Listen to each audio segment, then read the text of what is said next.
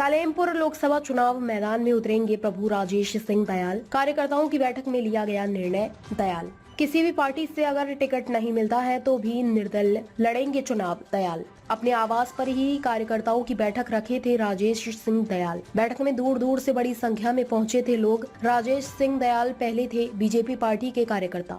BJP से ticket नहीं मिलने पर बैठक में किया चुनाव लड़ने का घोषणा। चुनाव लड़ने से पहले बैठक में बताया कि मेरे पास 2 बार इनकम टैक्स का मैसेज आ चुका है। आप अपना परिचय बताइए।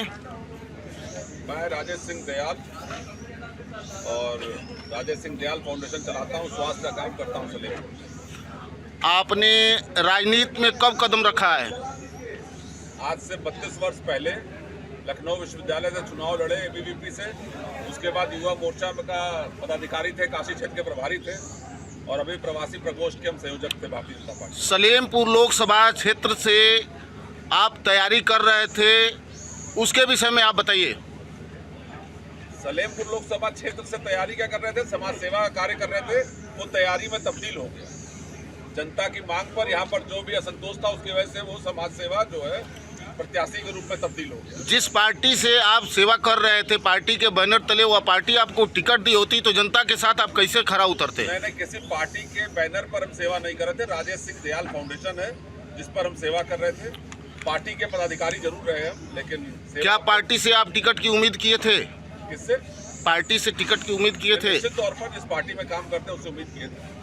अगर पार्टी ने आपको टिकट दिया होता तो जनता के साथ कैसे आप जो है सेवा करते? पार्टी टिकट दे या न दे वो तो अलग बात है, वो पार्टी का काम है।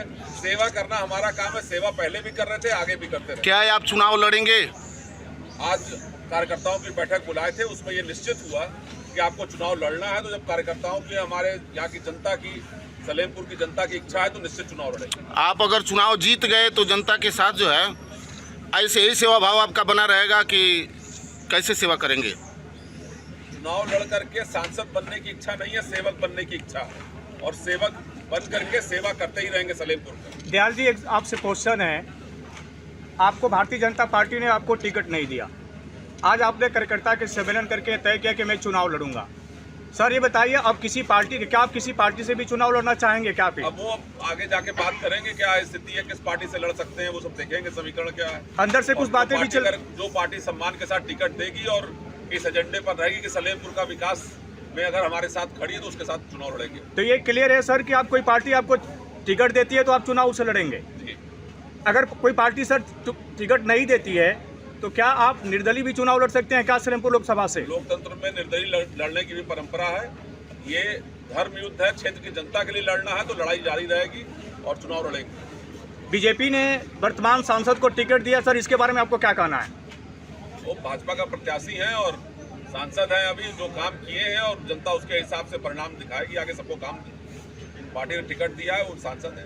आज कार्यकर्ता मिलन समारोह में कार्यकर्ताओं की जो बैठक हुई उसमें कार्यकर्ताओं का मूड क्या लगा और आपने क्या विचार किया है?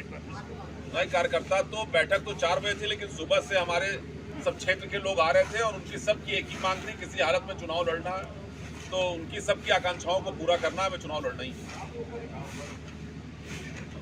धन्यवाद।